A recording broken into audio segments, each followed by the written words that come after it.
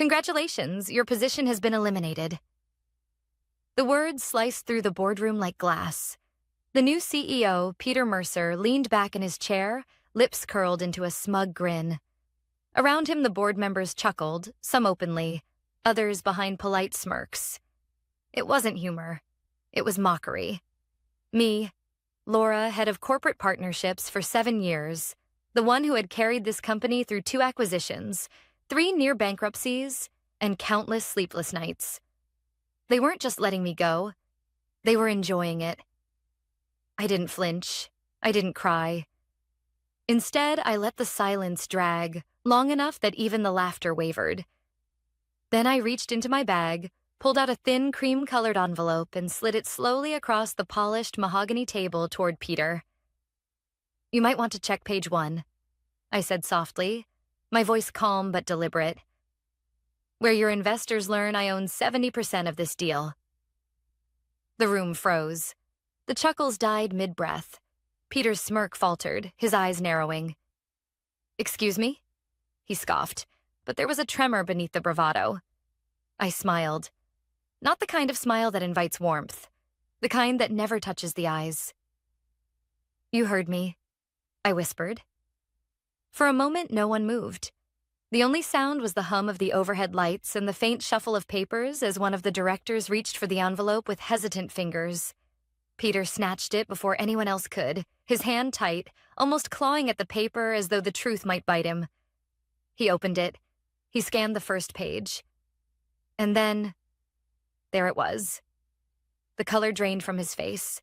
His neck stiffened. His jaw locked. Hook number 1.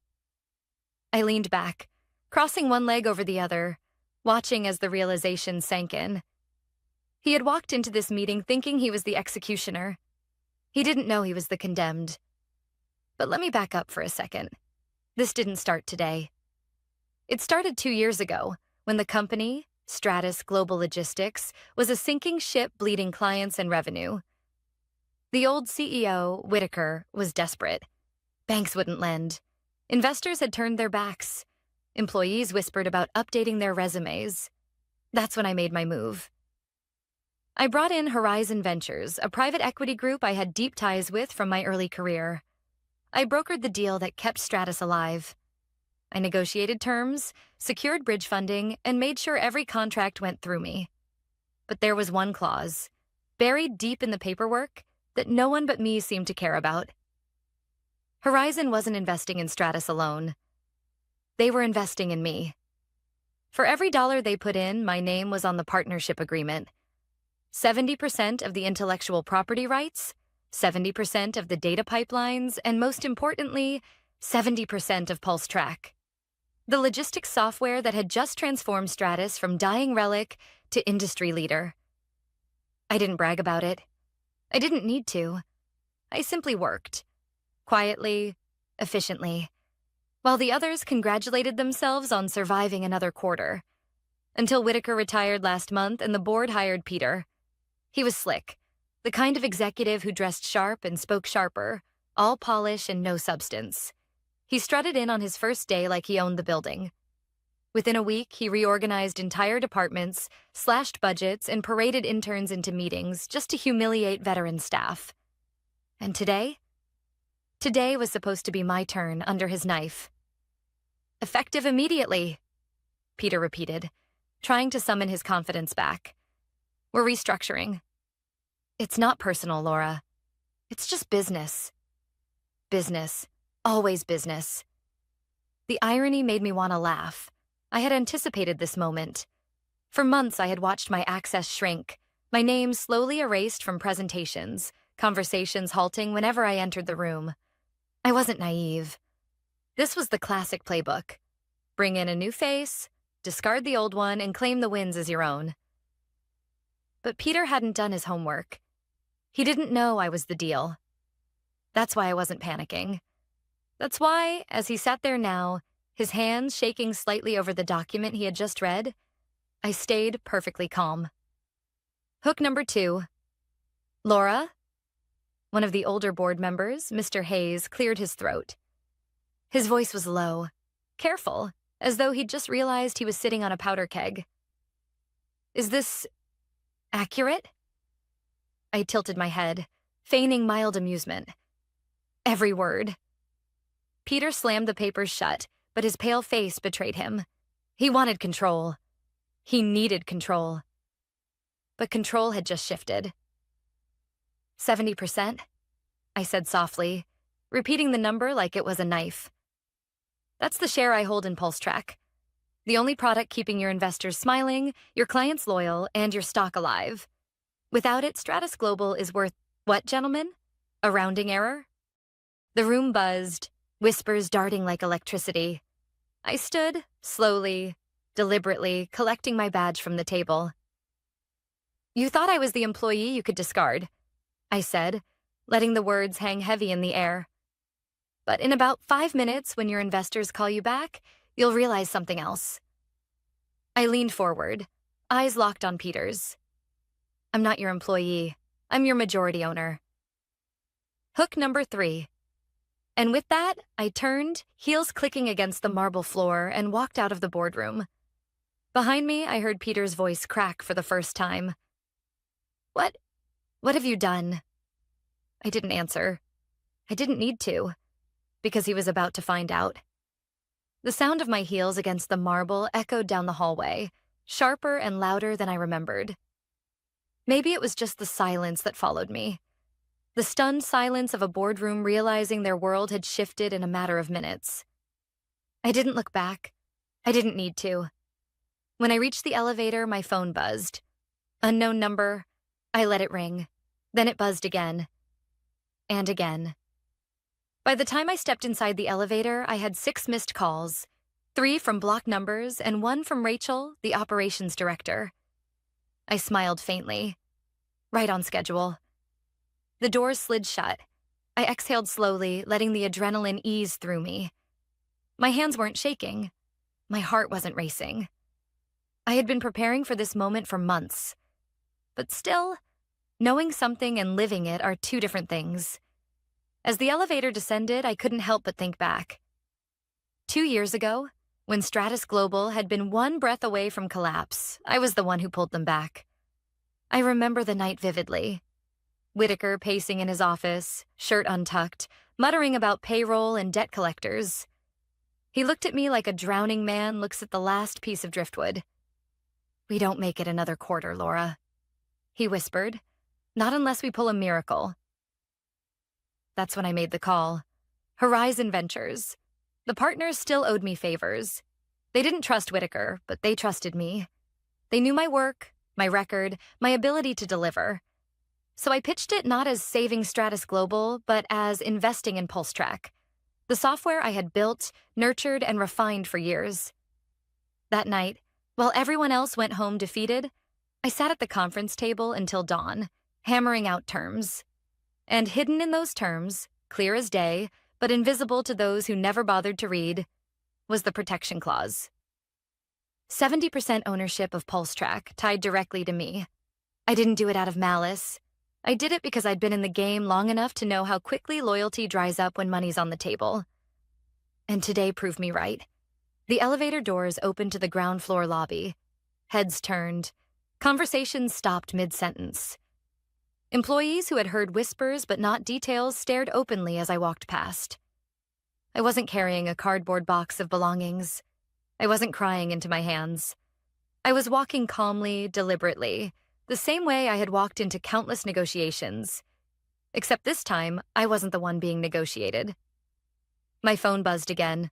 I finally answered. Laura. Rachel's voice was tight, urgent. What the hell just happened? Peter's screaming, the board's in chaos. Investors are calling every 5 seconds. I cut her off gently. Breathe, Rachel. You blindsided them, she hissed. You can't just...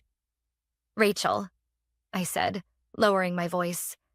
You've worked with me long enough to know I never walk into a meeting unprepared. They wanted me gone. They thought they could erase me. I reminded them who really holds the keys. There was silence on the line, then a sharp inhale. You actually did it. You tied ownership to yourself. I did, I confirmed. and Peter just discovered it the hard way. Another silence, longer this time. Then Rachel said, almost whispering, "Laura, do you know what this means?" "Yes," I replied. "It means the game has changed." By the time I reached my car, the first email had landed in my inbox. Subject line, URGENT, conference call requested. From Horizon Ventures. I opened it. Investors were demanding an immediate explanation from Peter about PulseTrack's ownership. A meeting was scheduled in 2 hours. I leaned against my car, scanning the email. A small satisfaction curling in my chest. For once, I wasn't the pawn being shuffled around the board. I was the board itself. But power, I've learned, doesn't come without cost. That evening, as I sat in my apartment with a glass of wine, my phone rang again. This time it wasn't Rachel, or Horizon, or some panicked board member. It was my brother. "Laura," he said cautiously, "I just saw something online. Your company, your CEO, it's all over the finance blogs." "Already?" I muttered. "News travels fast." "You okay?" he asked. I hesitated. Was I okay? The truth was, I felt strangely calm. But beneath that calm was something else, the sharp edge of reality. This wasn't over. Peter wouldn't go down quietly. Men like him never did. "I'm fine," I told my brother. "Better than fine." But even as I said it, I knew the storm hadn't peaked yet. Because Peter Mercer wasn't the type to lick his wounds. He was the type to strike back. And if I'd learned anything in business, it was this. The moment you reveal you're holding the cards, someone will try to flip the table. That night, just as I was shutting down my laptop, an email appeared. No sender, no subject. Just one line in the body. 70% won't protect you forever. I stared at it, my stomach tightening. The battle in the boardroom was only the beginning. The email sat on my screen like a shadow I couldn't shake. 70% won't protect you forever. No sender, no trace. Just a sentence sharp enough to feel like a blade pressed against my skin. I closed the laptop slowly, deliberately, as if shutting the lid would mute the unease creeping through my veins. But I knew better. Messages like that didn't come from nowhere. Peter had made his first move. The next morning, I walked into Horizon Ventures' conference room for the emergency investor call. The faces on the screen were a mix of irritation and curiosity. Some of them had backed me for years. Others didn't know me at all, only numbers on a spreadsheet. Peter was already there, pale but posturing. He wore a crisp navy suit, tie knotted too tightly, eyes darting like he was trying to control a room that had already slipped from his grip. "Let's be clear," he began, his voice sharp. "This company cannot operate with fractured ownership. PulseTrack must belong entirely to Stratus Global, not tied to one individual. It's reckless. It jeopardizes investor confidence." I let him talk. It's what men like him do best. When he finally stopped for breath, one of the senior partners leaned forward. "Laura, is it true? You hold 70% of the PulseTrack rights?" "Yes," I said calmly. "And I secured those rights to protect investors from precisely what you're seeing now, mismanagement and short-term greed." Murmurs rippled through the call. Peter's jaw tightened. "This isn't protection," he snapped. "It's a hostage situation. She's holding the entire company ransom." "Hostages don't build the system that saved you," I replied evenly. "I didn't create PulseTrack to line my pockets. I created it to keep this company alive. And the clause you call reckless? It's the only reason Stratus Global isn't bankrupt today." Silence. Heavy, weighted. The kind of silence where decisions take shape. One of the partners finally spoke. "Peter, you knew about this clause?" He hesitated. "Too long. It was buried. Oversight." That was all it took. I watched the partners exchange looks, eyebrows raised, lips pursed. Oversight. The deadliest word in finance. The call ended with no resolution, but I'd won the round. Still, I knew Peter. He wouldn't lick his wounds and regroup quietly. He'd escalate. And he did. Faster than I expected. By mid-afternoon, HR called me. Not the usual polite tone, but clipped, rehearsed, nervous.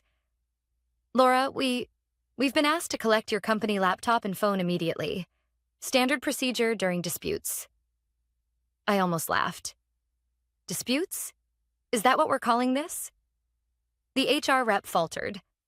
I don't make the rules. Of course you don't, I said, my voice firm. Tell Peter he can have my laptop when he pries it from Horizon's legal team. Click. I hung up. 2 hours later, I received another call. This time, Rachel. Her voice was tight, panicked. Laura, you need to know. Peter's spinning this. He's telling employees you manipulated the contracts, that you're planning to sell PulseTrack privately. He's poisoning the water. Of course he is, I muttered. That's what cornered men do. But people believe him, Rachel insisted. They're scared. Some think the company could implode if this fight goes public. I rubbed my temples. This was exactly his play. Turn me from savior to villain, shift the narrative until people forgot the truth. I don't care about rumors, I said. Facts win, contracts win. He can scream all he wants, but the paper doesn't lie. Rachel was quiet for a long moment. Still, be careful. He's not just fighting for control. He's fighting for survival. Men like that don't stop at words. Her warning lingered long after I hung up. That night, I drove past Stratus Global's headquarters. Lights blazed on the executive floor. I knew who was still inside. Peter, probably pacing, shouting, making promises he couldn't keep. I parked for a moment across the street, staring up at the building where I'd poured years of my life. It didn't look like a place of innovation or growth anymore. It looked like a battlefield. And I wasn't naive. Battles like this rarely ended with just words. When I got home, another envelope was waiting. Slipped under my door. No postage, no return address. Just my name scrawled across the front. Inside, a single sheet of paper, printed in bold letters. PulseTrack belongs to Stratus. You can't fight us all. I sat down heavily on the couch, paper in hand. It wasn't a threat from Peter alone. It was bigger, coordinated. The board, maybe even outside players, circling like vultures. For the first time, the weight of what I'd done pressed against me. Not fear, exactly, but the realization that I had crossed a line there was no stepping back from. They thought they could erase me. Now they were preparing to destroy me. And the question wasn't whether I could stop them. The question was how far I was willing to go. By morning, the threat had a letterhead. A courier slid a thick envelope under my apartment door at 7:12 a.m. Outside counsel for Stratus Global. The language was surgical. Cease and desist. Temporary restraining order sought. Irreparable harm. Return all devices. No contact with investors. They accused me of commandeering company assets and clouding title to PulseTrack. I read it twice, set it down, and made coffee. Hook. Because this is where most people panic. I didn't. At 8:03, I called Maya Singh, my attorney. We'd worked together during the Horizon deal. She knew every comma that kept PulseTrack alive. She answered on the first ring. Tell me you still have the signed IP schedule, she said. In triplicate, I replied. And the amendment. Good, Maya breathed. Stratus can scream, but paper wins. Come in at 10. Bring everything. By the time I hailed a cab, my phone was a siren. Rachel, 2 partners from Horizon, 1 block number that rang 5 times, then stopped. I listened to Rachel's voicemail in the back seat. Peter's calling it theft. He's rallying the board. He says you're trying to sell PulseTrack to a competitor. People are scared, Laura. Rumor is a blunt instrument. Contracts are a scalpel. Maya spread the documents across her conference table like a forensic map. The Horizon investment agreement, the PulseTrack IP assignment into ArcLight Holdings, LLC, my SPV. Stratus's exclusive license back, conditioned on performance covenants. And the protective clause everyone had ignored. Control rights reverting to the inventor if governance changed in bad faith or if my credentials were revoked without cause. Maya tapped the clause with her pen. This isn't exotic. It's a key person protection wrapped in IP. They'll call it self-dealing. It isn't. Horizon signed. The board ratified. We've got minutes. They'll say it was buried, I said. They had counsel, she answered. And you gave notice when Peter started cutting access. We have that email, right? I slid a printout across the table. A time-stamped message to Whitaker and the board secretary 6 weeks earlier. For avoidance of doubt, pulse track rights remain with ArcLight. Stratus's license is unaffected so long as conditions are met. No reply, but red receipts lit like a Christmas tree. Maya leaned back. Okay, we filed 2 things today. A declaratory judgment action confirming your ownership and license terms, and a TRO preventing Stratus from defaming you or interfering with ArcLight's rights. We also send litigation hold letters so they can't lose Slack messages. Rachel said he's poisoning the water, I added. Employees think I'll pull the plug. Then don't talk, Maya said. Let Horizon talk. Investors hate drama. They worship certainty. Give them a plan that keeps clients safe. Hook, because this wasn't about revenge anymore. It was about stewardship. At noon, Horizon opened the investor call. Cameras flickered, faces arranged into neutral. Marcus, the senior partner who had backed me when Stratus was circling the drain, didn't waste time. Peter, he said, your counsel's letter to Ms. Hart contradicts our signed agreements. We are convening an extraordinary board session tomorrow at 9. Until then, status quo. No operational disruptions. Laura, can you confirm service continuity? Yes, I said, steady.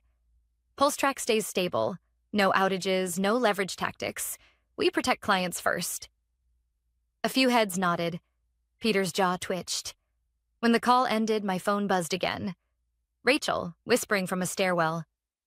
Check your email, she said. I forwarded you exports. If they ask, I'll deny it came from me. Seconds later, a zip landed. Slack threads. Peter telling legal to find an angle to invalidate ArcLight. An exec suggesting they float a story that I'd shopped Pulse Track to a rival. A screenshot of a draft press note. Former employee admits conflicts. Company reassures clients. I felt heat crawl up my neck. Not fear, anger. I sent the package to Maya. Her reply was instant. This is gold. Preservation notice goes out now.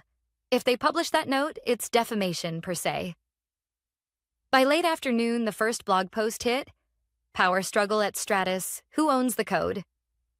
It wasn't hostile, more curious than accusatory, but the comments were gasoline. Anonymous insiders, wild theories, recycled grudges. I closed the tab. I've learned not to read rooms where no one uses their real name. At 5:11, my brother called. Sis, want me to come by? You shouldn't be alone. I looked around my apartment. Clean lines, quiet, the hum of the fridge. Alone had kept me clear-headed this long. Still, I softened. I'm okay, but thanks. He paused. You always take care of everyone. Let someone take care of you, too. After we hung up, I stood by the window and watched the city fold into evening. I thought about everything I'd done to get here. Late flights, missed birthdays, the cost of choosing a thing that doesn't hug you back. I'd told myself the work would pay me in security. Now the work wanted me to pay again, with my name. Number at 6:02, Maya texted, Judge assigned. Hearing on Stratus's TRO is set for 8:30 a.m. We'll counter minutes later, a calendar invite from Horizon hit my inbox. Extraordinary board session, agenda, governance, and CEO performance. Start time, 9 a.m. Same floor, same room. 2 clocks, 2 rooms, 2 different kinds of verdict. Hook, because sometimes the only way out is through both doors at once. I spent the night building a single, brutal slide deck. No adjectives, just receipts. Signatures. Minutes. Code commit logs with my name 1,000 times over. a release schedule showing every revenue jump tied to pulse track updates, and one last page. A short, plain sentence. I will not weaponize what feeds our clients, but I will defend what I built. At 11:43 p.m., my phone lit up. Unknown number. I let it go to voicemail. Then I listened. Peter's voice, lower than usual, almost tired. You don't have to do this, Laura. Take a payout. Walk away. I can make this go away. I stared at the wall, the weight of every year settling in my chest. I hit delete. Tomorrow at 8:30, a judge would hear his emergency plea. At 9 o'clock, the board would hear mine without me saying a word. The room that tried to end me was about to end him, or prove I'd overestimated my leverage. Either way, I wasn't blinking first. The courthouse clock struck 8:30 a.m. sharp when Maya and I walked into the hearing room. Peter sat across the aisle, flanked by two lawyers in tailored suits, papers stacked like shields. He didn't look at me, but his jaw twitched every few seconds. The judge entered, adjusted his glasses, and skimmed the filings. Stratus had painted me as a rogue employee holding the company hostage. Maya stood, calm and precise, and laid out the contracts. The Horizon deal, the protective clause, the board minutes. No drama, no theatrics, just the truth in black and white. The judge leaned back, tapped his pen, and spoke. The ownership rights appear unambiguous. Motion denied. Peter's head snapped up. His lawyers whispered furiously, but it was over. I didn't smile. Not here. Not yet. At 9 o'clock, I stepped into the boardroom. The same polished table, the same faces that had laughed when Peter declared me eliminated. Now, no one laughed. Horizon's partners sat at the far end, files open. The agenda glowed on the screen. Governance and CEO performance. Peter tried first. He spoke of vision, of unifying leadership, of mistakes in paperwork. His words dripped with desperation. When he finished, silence hung heavy. Then Marcus, Horizon's senior partner, cleared his throat. Laura, would you like to clarify your position? I slid a single page across the table. PulseTrack remains licensed exclusively to Stratus, provided conditions are met. But I will not tolerate sabotage, erasure, or defamation. I am prepared to withdraw the license if necessary. Gasps. Chairs shifted. The weight of that sentence was enough. Peter exploded. You can't threaten us. She's bluffing. She wouldn't dare. Marcus looked at him with quiet disdain. She doesn't need to bluff. We've reviewed everything. Laura holds the rights. You hid it. You lied. That ends today. The vote took less than 5 minutes. Effective immediately, Peter Mercer was removed as CEO. Security entered. The same scene as before. An arrogant man, now pale and sweating, marched out of the room he thought he owned. His glare hit me like a knife, but knives only matter if you let them cut. When the doors shut, Marcus turned to me. Laura, Horizon supports you. We want you not just as PulseTrack's architect, but as Stratus's steward. The board agrees. Effective immediately, we'd like you to assume the role of interim CEO. For the first time in weeks, I let myself breathe. That night, I sat alone in my apartment, city lights glowing outside. My phone buzzed with congratulations, offers, interviews, but I ignored them. I poured a glass of wine and stared at the stack of documents on my desk. The same papers that saved me. They had tried to erase me, to humiliate me, to cast me aside like a line item in a budget. Instead, they taught me the most important lesson of all. Power isn't given. It's taken, protected, and defended. I didn't just survive their betrayal. I rewrote the ending. And this time, the ending was mine.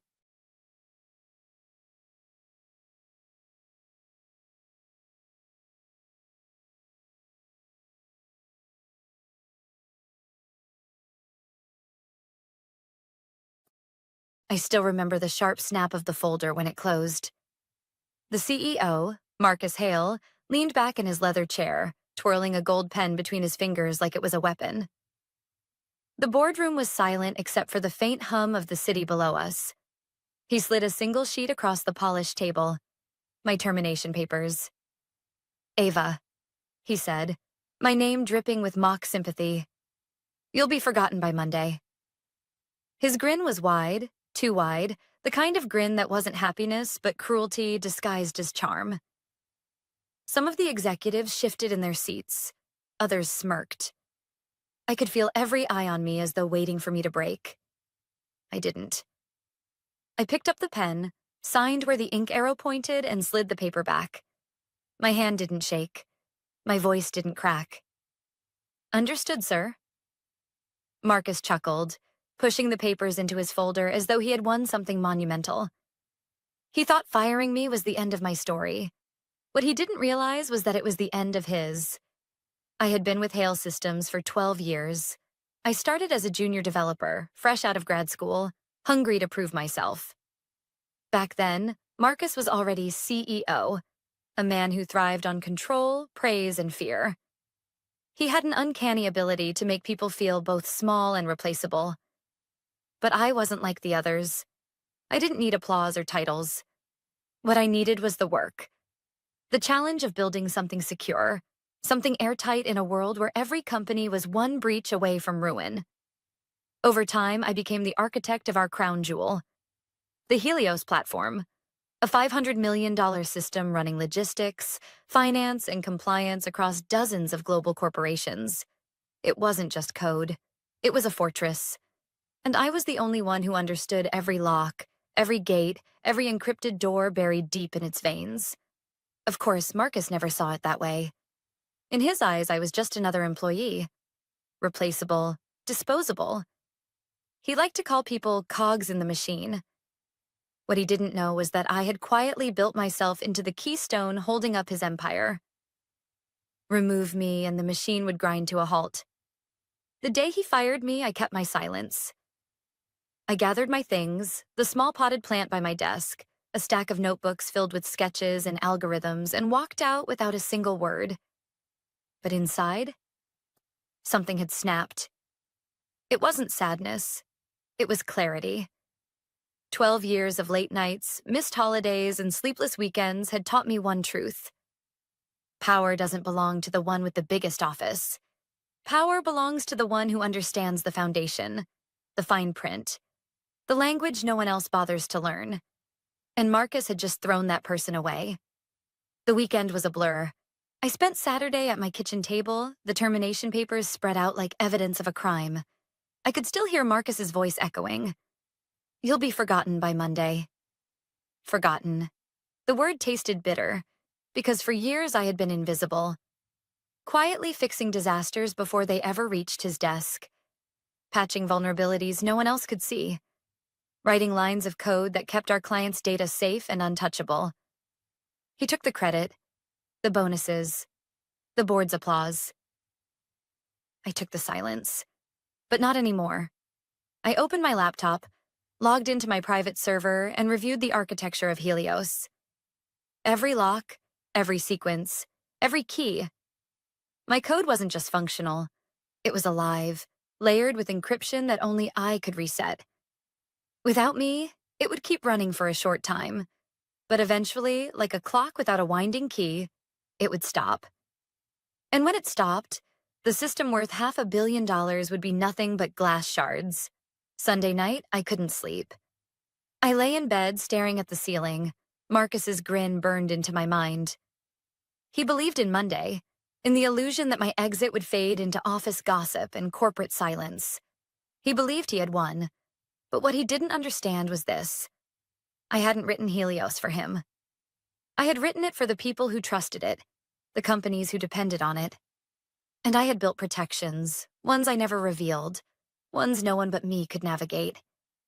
If Marcus thought he could erase me with a signature, he was about to learn the hardest lesson of his career.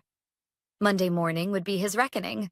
At 8:42 a.m., while the office buzzed with its usual energy, Marcus strode into the boardroom with his trademark arrogance. He was set to announce the finalization of a new multi-million-dollar client contract. Smiles, applause, champagne waiting on ice. But beneath the polished surface, the countdown had already begun. Because somewhere deep inside the veins of Helios, the code I had encrypted, The code Marcus didn't understand and never respected was winding down. And when it stopped, every number, every system, every client Hale Systems depended on would stop with it. I sat at a quiet cafe across the street, coffee cooling in my hands, watching the tower windows glitter in the morning sun. Marcus thought I was gone, but I wasn't gone. I was waiting. And by the end of the day, he would never forget my name. Mondays at Hale Systems always started with precision. Coffee cups in hand, executives rushing through the lobby, the hum of keyboards syncing with the rhythm of Helios. That system wasn't just software. It was the bloodstream of the entire company. And then, all at once, the heartbeat stopped. At first, it was subtle. A frozen dashboard here, a shipment status that wouldn't refresh there. The kind of hiccup employees brushed aside with a sigh and a quick IT ticket. But the hiccups multiplied. Error messages filled screens, invoices stalled, payroll functions refused to process. Within the span of an hour, what seemed like a minor bug had turned into a paralysis spreading through every corner of the building. I didn't have to guess what was happening. I had built it. Helios wasn't broken. It was doing exactly what I had designed it to do when authorization failed. Without me, the system wasn't just vulnerable, it was locked. And unlike the executives scrambling behind glass walls, I knew there was no quick fix. From my seat at the cafe across the street, I watched the tower erupt into frantic motion. People darted from office to office, phones pressed to ears, faces pale. The calm arrogance that had filled the building on Friday was gone. Now it was replaced by panic, the kind that spreads like fire when millions of dollars are on the line. Soon the calls started pouring in from clients. Entire companies depended on Helios to move shipments, track compliance, and balance their books. Without it, trucks sat idle, invoices piled up, payments froze. Threats of lawsuits began to circulate. Partners demanded answers. The building across the street was no longer a fortress of power. It looked like a cracked dam holding back a flood. And Marcus Hale, the man who had waved my termination papers in my face with a grin, was scrambling to plug holes he didn't even understand. I could picture him at the head of the boardroom table, voice sharp, sweat forming at his temples as he barked at his team. He'd be demanding answers from the IT department, from the lawyers, from anyone who looked like they might hold a solution. And every one of them would have to admit the same truth. They couldn't fix it. Because the system didn't recognize them. It recognized me. The first calls to my phone came quickly. I ignored them. Then came the second wave, from assistants, executives, even Marcus himself. His name flashed across my screen, again and again, until finally the phone sat in silence. I didn't answer once. Across the street, the storm grew heavier. By midday, the media had caught scent of the disaster. Industry blogs buzzed with speculation. A financial network ran a breaking segment, cameras zooming in on the Hale Systems logo while analysts dissected the stock price slipping downward. The empire Marcus had built on reputation and intimidation was cracking in real time. My former colleagues began reaching out, desperate, confused. One of them sent a short message. "We're locked out of everything. Marcus looks ready to explode. What happened?" I stared at the words before typing back. "The system is working exactly as designed." Then I put my phone down. There was nothing more to say. Inside the tower, the panic must have reached a fever pitch. Marcus had always loved control, but this was a storm he couldn't command. He could yell, threaten, or throw money at consultants, but Helios didn't care about titles or power. It cared about the sequence of logic I had written. And without me, those doors would never open. By the time whispers started leaking beyond the building, the damage was already irreversible. Clients were pulling contracts, board members were on edge, and Marcus's carefully polished image was unraveling. The man who had once looked untouchable now looked small, desperate, and trapped. Finally, a message arrived that I couldn't ignore. It wasn't from Marcus this time. It was from Richard Clark, the chairman of the board. His words were short, urgent, and formal. "Eva, we need to talk. Immediately." I sat with the phone in my hand, my reflection staring back from the black screen. Outside, the city went about its business, People rushing past the cafe windows, unaware that a $500 million system was collapsing only steps away. For the first time in 12 years, I wasn't invisible. I was the missing piece no one else could replace. Marcus had promised I'd be forgotten. Instead, he had made me unforgettable. I leaned back in my chair, letting the thought settle. I had a choice to make now. I could answer their calls, walk back into the chaos, and take control of the disaster. Or I could let Marcus choke on the arrogance that had led him here, leaving him with nothing but ruins. Either way, the truth was undeniable. The system was mine, and without me, it would stay silent. And Marcus Hale was about to learn that some people can't be erased with a signature. I stared at Richard Clark's message for a long moment before I answered. I didn't owe Marcus anything, but I did owe the clients whose data and payroll were freezing on screens they trusted. I wrote back one word. Where? Security met me in the lobby and handed me a visitor badge, the kind that makes you both present and disposable. The elevator ride was quiet. I could see my reflection in the stainless steel. Calm face, steady hands. Inside, the building felt different. Less like a fortress, more like a hospital in crisis. They put me in the largest conference room. The glass walls looked out over a floor that had turned into a war room. Laptops everywhere, tangled cords, whiteboards filled with acronyms that didn't mean anything to the people writing them. When Richard walked in, he didn't posture. He introduced the others, the general counsel, the CFO, the head of infrastructure, and last, Marcus. Jaw tight, eyes red from the kind of stress that can't be concealed by a tailored suit. Eva, Richard said, taking a seat across from me. Thank you for coming. Marcus didn't sit. We need your passcodes and your keys, now. I didn't look at him. You don't need my passcodes, you need my process. The general counsel folded her hands. We need clarity. Did you intentionally cause this outage? No, I said. Helios is a zero-trust system with a manual authorization window. The window closed after my termination, and your team revoked the only administrator who could reauthorize. It's locking exactly as documented. Documented where? Marcus snapped. I slid a printed packet across the table. In the key management runbook you signed off on last quarter and never read. The first page was the email where I'd asked for a designated deputy and a rotation plan. The second was his one-line reply, not a priority. The head of infrastructure scanned the pages, then let out a breath he'd been holding. She's right. The job requires a live rotation with the hardware token and the key shards stored in the HSM. None of our contractors have that authority. Marcus jabbed a finger at me. So she's holding us hostage. I met his eyes. Number you fired the only person who could turn the lights back on and then change the locks. Silence. Richard leaned forward. What would it take to restore service? I had thought about this on the walk from the elevator. Not revenge, not humiliation, just structure. Something this place had been allergic to. First, a temporary consulting agreement with scope, rate, and indemnification. I will work solely to restore client operations. Second, non-retaliation in writing and preserved whistleblower rights. Third, independent audit access to my documentation, and a second engineer assigned to shadow and learn. Your bus factor cannot be won again. Fourth, Marcus recuses himself from all remediation decisions. He doesn't speak to me, he doesn't route instructions through me, and he doesn't sign off on technical change. Marcus let out a short laugh. Absolutely not.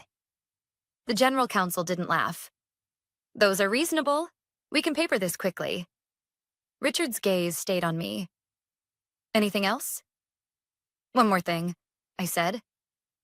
A written acknowledgement that I raised risks before my termination. Not for the press, for the record. Richard nodded slowly. Agreed. Marcus slapped his palm on the table. You can't reward insubordination. I kept my voice even. You can call it whatever you want. I call it preventing this from happening again. There was a brief, clipped huddle without me.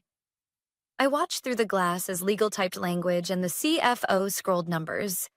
The head of infrastructure stood off to the side, eyes closed, as if bargaining with a god he didn't believe in. When Richard came back, the document was ready. The terms were as I'd stated, with one addition. I would restore critical services in phases, with legal and infrastructure present for every step.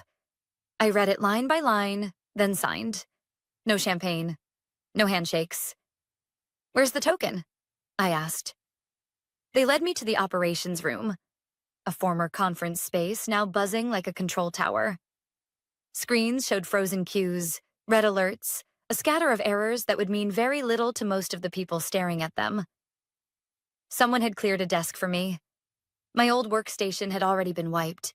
A temporary machine sat waiting, fresh and unfamiliar. "Network is segmented," the infrastructure lead said, voice low. "We kept the core sealed to avoid making it worse." Good. I set my bag down, pulled out my notebook, and opened the laptop. "We're not touching production until we verify the integrity checks. I want a read-only snapshot of the ledger, the job scheduler state, and the key vault metadata. No writes. Then I'll initiate the reauthorization ceremony." Marcus had followed us in, hovering just outside the circle. "Just do it," he barked. "Every minute costs money." I didn't look up. "Step back, Marcus. You're not on the change plan." Richard's voice came from behind him. "Marcus, let the team work." A hardware case was placed beside me. Inside was the familiar weight of the token. My token. The one I had used 100 times in maintenance windows no one remembered. I connected it, entered the first sequence, and waited for the challenge phrase. It appeared. An innocuous line of text that told me the HSM was alive. My hands were steady. The room got very quiet. "Before we proceed," I said, "we're clear on the order. Payroll pipelines first, to stop downstream damage. Logistics queues next. Reporting last. No vanity dashboards. We prioritize what affects people and contracts." "Agreed," the CFO said immediately. I began the ceremony. The process wasn't glamorous. It was checklists and verification, cross-checks and second eyes on every screen. The head of infrastructure read back each step. Legal noted the timestamps, and I advanced one lock at a time. When the system asked for the second shard, I slid the case toward him. "Your turn," I said. "This doesn't live in one person anymore." He swallowed, performed the steps, and nodded.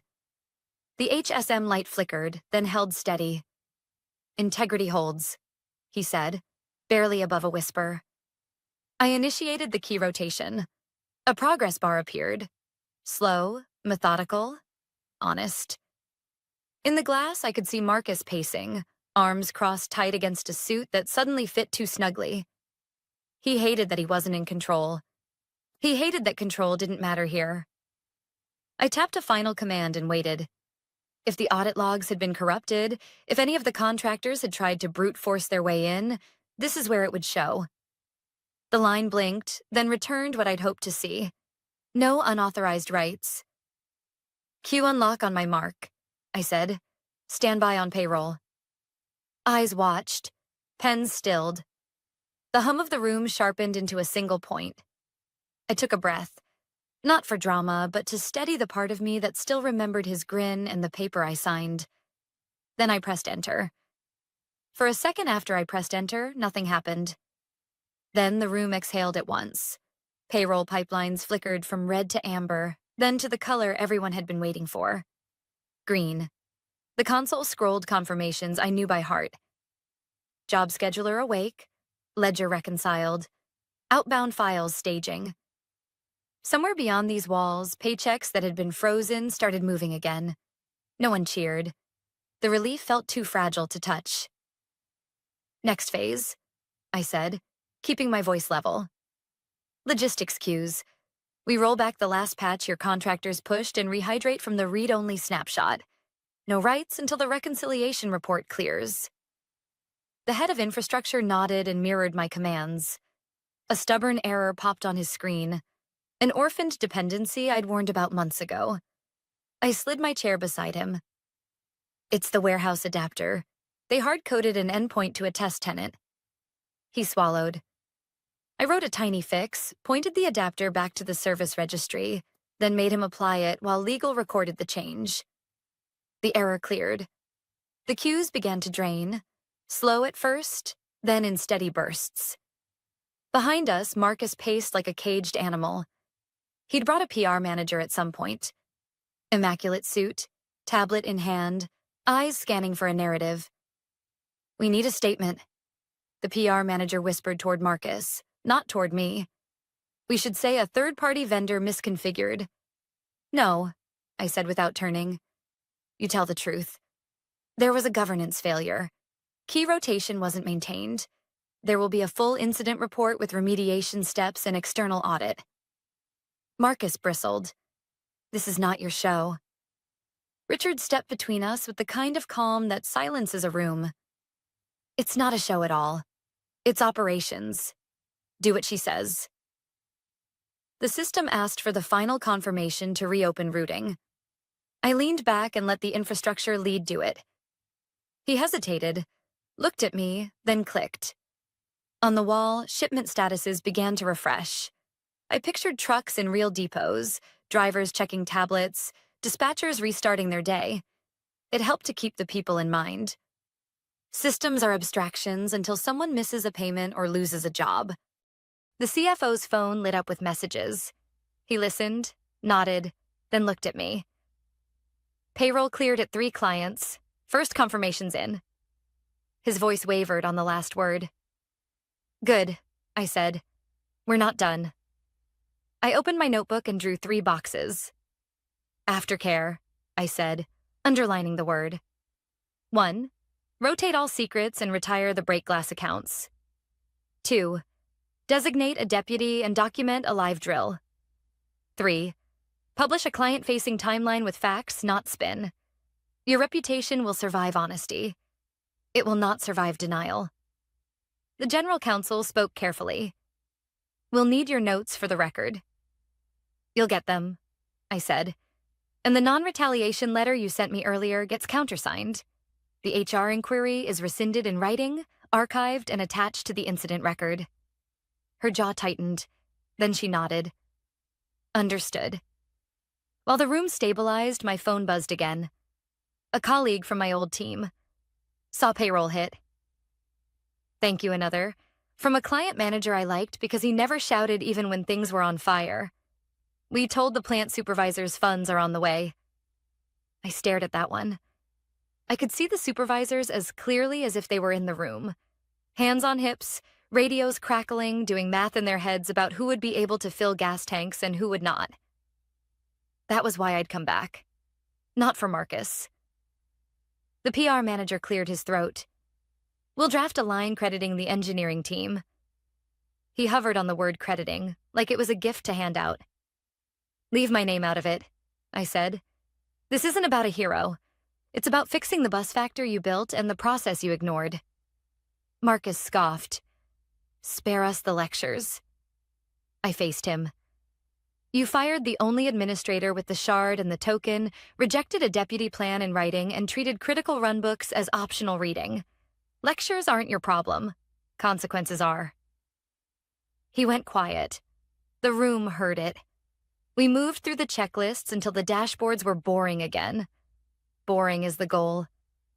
The wall of alarms shrank to a handful of expected warnings.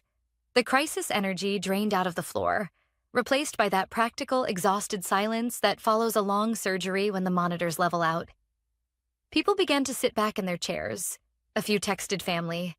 Someone set a paper cup of water beside my keyboard and whispered, "Thank you," like it might spook the system if said too loudly.